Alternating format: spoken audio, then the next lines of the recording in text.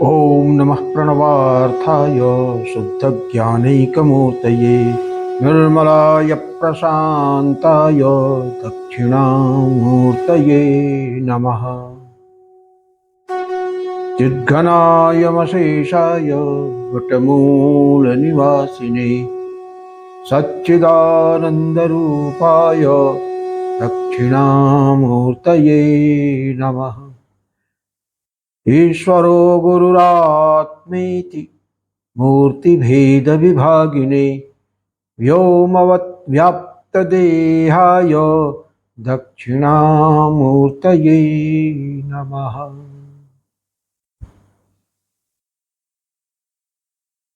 विघ्नेश्वराय वरदाय सुरप्रियाय लंबोदराय सकलाय जगद्धिताय नागाननाय स्तुतियज्ञ विभूषिताय गौरीसुताय गणनाथ नमो नमस्ते। भक्तार्तिनाशनपराय गणेश्वराय सर्वेश्वराय सुखदाय सुरप्रियाय विद्याददाय विकटाय च वामनाय भक्तप्रसन्नवरदाय नमो नमस्ते। ओम नमः श्री गुरुवे शिवाय। ओम नमः श्री परदेवताय। सो फ्रेंड्स, हम लोग बिंदु चक्र की चर्चा कर रहे थे और उसमें आवरण अर्चन की बात हो रही थी कि आवरण के श्री विद्या की साधना का सर्वोत्तम माध्यम है श्री चक्र, क्योंकि इसमें पूरा मणिपुर की संरचना है और इसके विभिन्न कोणों में जो भी शक्तियां प्रतिष्ठित हैं उन सारी शक्तियों का रेखा चित्र यहाँ पर मौजूद है। तो एक तरह से ये ज्योमेट्रिकल रिप्रेजेंटेशन है of all the powers which are situated in the different nooks and corners of the Shri यंत्र। तो इसीलिए जो है श्री विद्या साधना का सर्वोत्तम माध्यम जो है वो श्री यंत्र है। और ये जो श्री यंत्र है ना, इस शरीर के साथ भी उसकी सिमिलरिटी है। तो जब हम चक्रों का आवरण करते हैं तो शरीर के विभिन्न जो है अंगों में स्थित देवताओं की भी वंदना होती है और साथ साथ जो है एक एक स्तर जो है हमारी चेतना ऊपर उठती जाती है। तो श्री चक्र के जो 10 आवरण हैं वो इस मानव शरीर के किन किन स्थानों से कोरिलेटेड हैं उसको जरा सा समझ लेना मैं समझता हूँ कि बहुत ही आवश्यक है और आगे की साधना में बहुत मददगार होगा। अभी तो इसका इतना उपयोग नहीं समझ में आएगा, लेकिन जब हम लोग जो है वो उपसंहार के क्रम में चलते हैं तो पूरे श्री यंत्र को ले आके अपने शरीर में भावित करना होता है। तो उस समय श्री यंत्र के 10 आवरणों को शरीर के किन किन विशिष्ट भागों में हमको समाहित करना है, ये बड़ा निर्णायक भूमिका अदा करता है। तो संक्षेप में मैं उसके बारे में चर्चा कर लेता हूं कि बैंदवम ब्रह्मरंध्रे च, बैंदवम ब्रह्मरंध्रे च माने बिंदु चक्र जो है वो कहाँ पे है? ब्रह्मरंध्र में बिंदु चक्र है। अगर शरीर को हम श्री यंत्र मानेंगे तो उस सूरत में हमारे ब्रह्मरंध्र में जो है वो बैंदव चक्र होगा। मस्तके त्रिकोणकम, मस्तक वाले क्षेत्र में त्रिकोण आता है। अष्टारम च ललाटे स्यात्, उसके नीचे अष्टार की स्थिति होती है। और भ्रूमध्ये च दशारकम, दोनों भवों के मध्य में ये जो स्थान होता है तो इसको जो है वो अंतरदशार, भ्रूमध्ये च दशारकम पुनर्दशारम कंठे स्यात्, कंठ में जो है बहिर्दशार की स्थिति होती है। मनवो हृदय संस्थिताः, हृदय में चतुर्दशार की स्थिति है। नाभौ नागदलम गेयम, नाभि चक्र में अष्टदल कमल है। कटौ षोडश पत्रकम, कटि में 16 दल पत्र है। और त्रैवर्ग साधनम जानवो, जानु में घुटने में, वो क्या है, घुटने तक के मतलब पैर में त्रैवर्ग साधन त्रिवृत्त है, और पादयोर भूपुरम स्मृतम, और उसके नीचे का जो हिस्सा है जिसको पाद बोलते हैं, तो वो हिस्सा जो है वो भूपुर को रिप्रेजेंट करता है।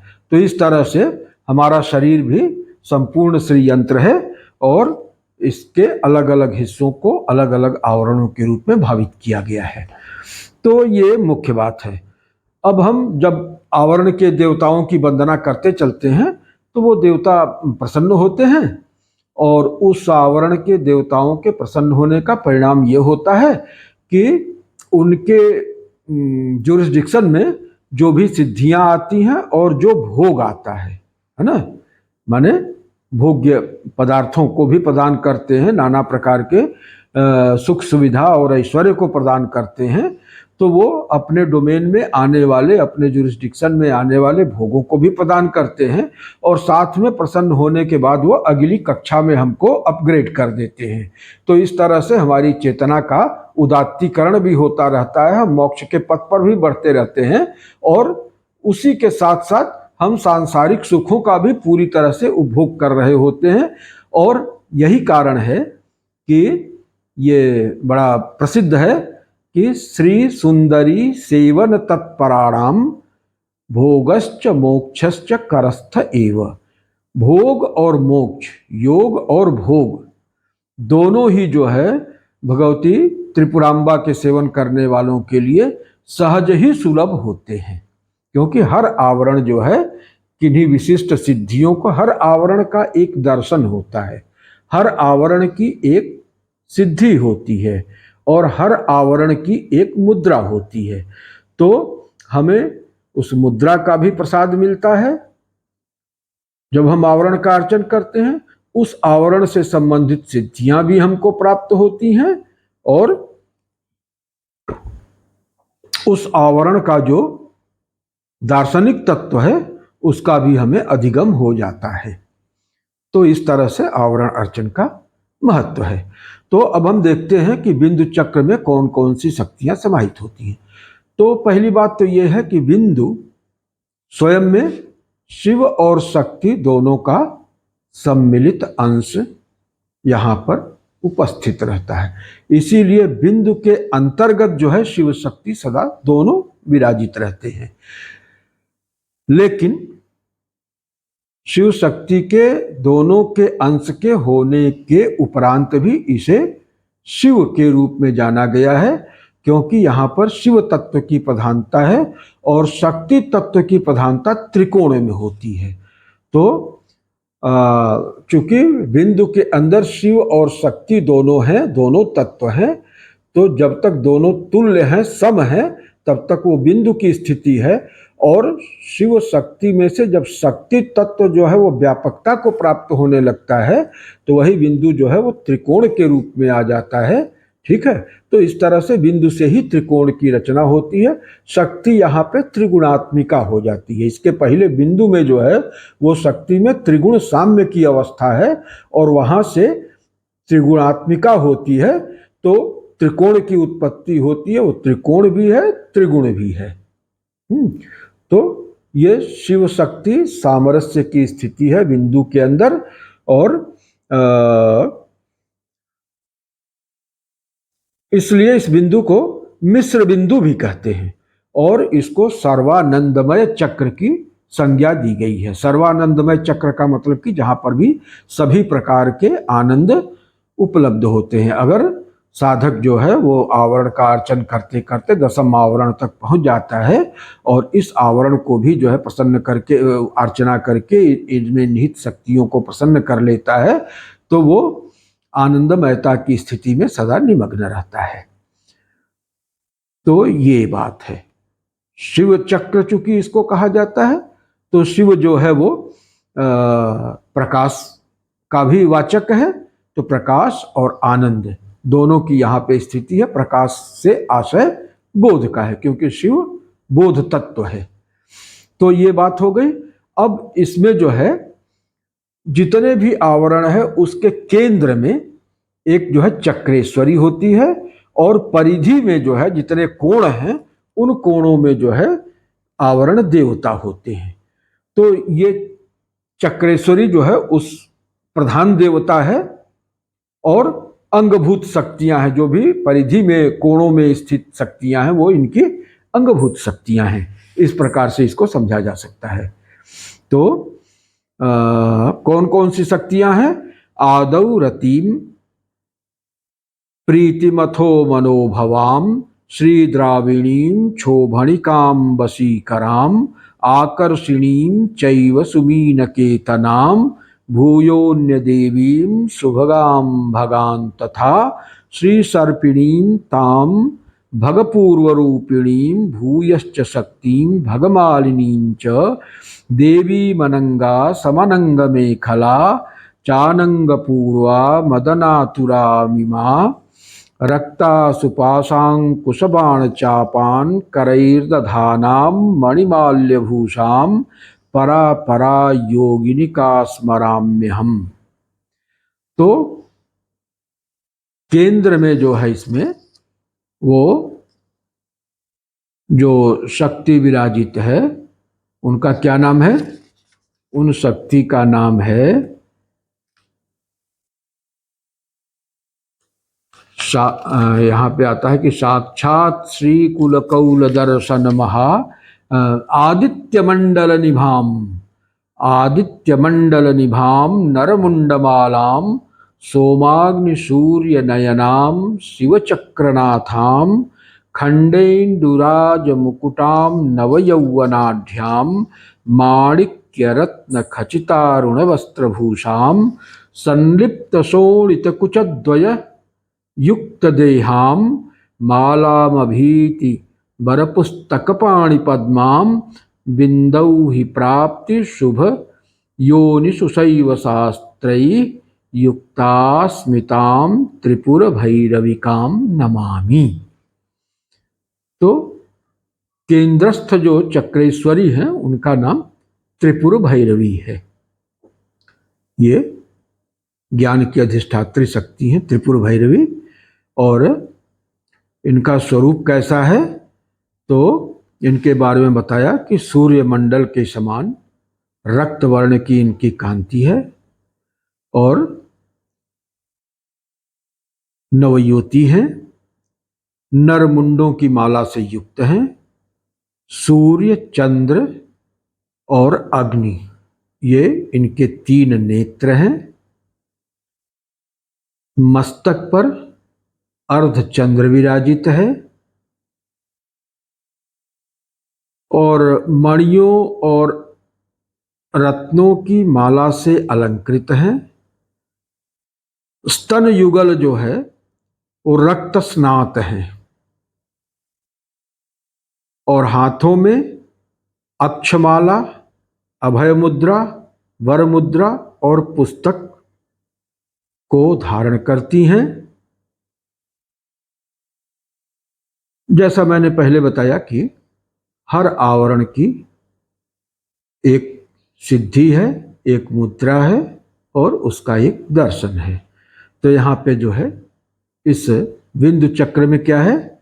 बिंदु चक्र में प्राप्ति सिद्धि, योनि मुद्रा और शैव दर्शन, शैव दर्शन है इस आवरण का।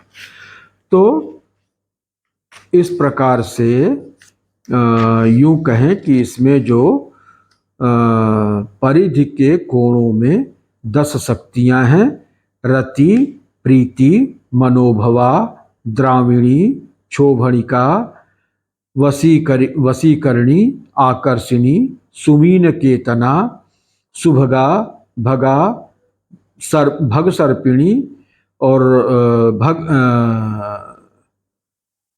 भग सर्पिणी और भगमालिनी, अनंगा, अनंग मेखला और अनंग मदनातुरा। ये कुल मिला के 15 शक्तियां हैं, और ये 15 शक्तियां जो है बिंदु से त्रिकोण बनने के बीच की अवस्थाओं की द्योतक हैं। शक्ति के विकास की ये 15 अवस्थाएं हैं। चंद्रमा की 15 ही कलाएं होती हैं, पंचदशी मंत्र है। तो ये विकास के क्रम में, प्रकृति के विकास के क्रम की अवस्थाएं हैं, जिसमें धीरे धीरे उनका स्फुरण हो रहा होता है। और इसी स्फुरत्ता के चरणों को 15 देवियों के माध्यम से व्यक्त किया गया है। तो हम ये चूंकि विवरणात्मक ही इसको रखना चाहते हैं ताकि जल्दी जल्दी इसका हो जाए, इसके बहुत गंभीर अर्थों पे नहीं जाएंगे, नहीं तो फिर हम लोग इसको कभी समाप्त ही नहीं कर पाएंगे। बाद में फिर कभी अगर मौका मिलेगा तो इस पे हम लोग चर्चा कर लेंगे। तो ये 15 शक्तियां हैं, विकास की 15 अवस्थाओं की द्योतक हैं। एक सिद्धि हो गई, एक मुद्रा हो गया, एक दर्शन हो गया, और बिंदु का ही विकास जो है वो त्रिकोण है। और अभी फिलहाल इतना ही इसको समझा जाए, और उसके बाद फिर जो है क्या नाम से इसका जो मुख्य वो है चक्रेश्वरी के स्वरूप के बारे में थोड़ा सा ध्यान विशेष रूप से रखने की जरूरत है, क्योंकि 15 देवियों का स्वरूप अगर अलग, 15 देवियां तो कुल 366 देवियां हैं, तो उनके सबके अलग अलग स्वरूप को हो सकता है कि स्मरण में रखना कठिन हो। तो हर चक्र की जो चक्रेश्वरी है उसका भी अगर ध्यान रखा जाए तो उसकी जितनी भी अंगभूत देवियां हैं उनका ध्यान स्वतः हो जाएगा। तो उनको अपने दिमाग में रखना है। और हमारे गुरुदेव द्वारा लिखित जो पुस्तक है उसमें खास तौर से चक्रेश्वरी की स्तुति बड़े गदगद भाव से की गई है और बड़े समर्पण के साथ की गई है, तो बड़ा सुंदर है। तो एक बार की जो है चक्रेश्वरी की स्थिति को फिर से हम रिपीट कर लेते हैं। आदित्य मंडल निभाम नरमुंडमालाम सोमाग्नि सूर्य नयनाम शिव चक्रनाथाम खंडेन्दुराज मुकुटाम नव यौवनाढ्याम, खंडेन्दुराज मुकुटाम नव यौवनाढ्याम, माने खंड चंद्र उनके मुकुट में सुशोभित हो रहा है। खंडेन्दुराज मुकुटाम नव यौवनाढ्याम माणिक्य हेम रचितारुण वस्त्रभूषाम संलिप्त शोणित कुचद्वय युक्त देहाम मालामभीति वर पुस्तक पाणि पद्माम विंदौ हि प्राप्ति शुभयोनिषु शैव शास्त्रेर्युक्ताम स्मिताम त्रिपुर भैरविकाम नमामि। तो इस प्रकार से हम जो है इस आवरण का ध्यान करते हैं, इसके देवताओं का। और ये जो देवियों का नाम है ना, इसको चतुर्थ्यंत अगर चतुर्थी विभक्ति लगा के शुरू में ओम ह्रीम श्रीम लगा के और बाद में नमः करके और उन आवरण के देवताओं को हम पुष्प अर्पित करते हैं तो ये आवरण का अर्चन हो जाएगा। स्वाहा लगा के हवन कर सकते हैं, और अर्चन, पूजन और नमन तीनों करना हो तो पूजयामी, तर्पयामी, नमस्करोमी करके कर सकते हैं। ये रहस्य की बात है।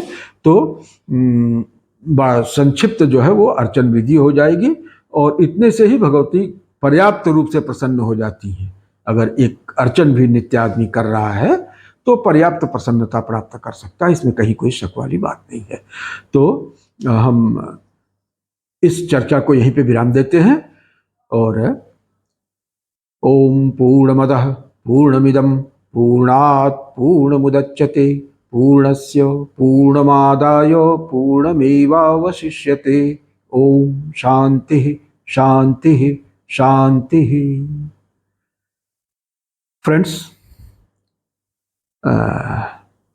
देखिए, ये हम लोग एक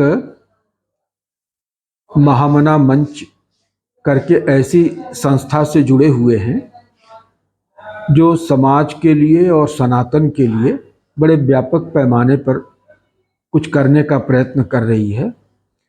और इस संस्था की 35-36 शाखाएं हैं, और कोई भी ऐसी शाखा नहीं है जिसमें कि 50 से लेकर 100 व्यक्ति न हो। और हम पिछले 4 महीने से तकरीबन ये प्रयत्न कर रहे हैं कि सनातन की बहुत ही शक्तिशाली, शक्ति संपन्न धारा जो है वो अपने हर एक सदस्यों तक पहुंचाएं। लेकिन थोड़ा सा हमको ये महसूस हो रहा है कि जब हमारी संस्था में ही जो है वो तकरीबन 3,000 सदस्य से ज़्यादा हैं और 4 महीने से हम इस प्रयत्न में लगे हुए हैं कि एक सनातन विधा की सर्वाति शक्तिशाली धारा को उन तक पहुंचाने का प्रयत्न कर रहे हैं।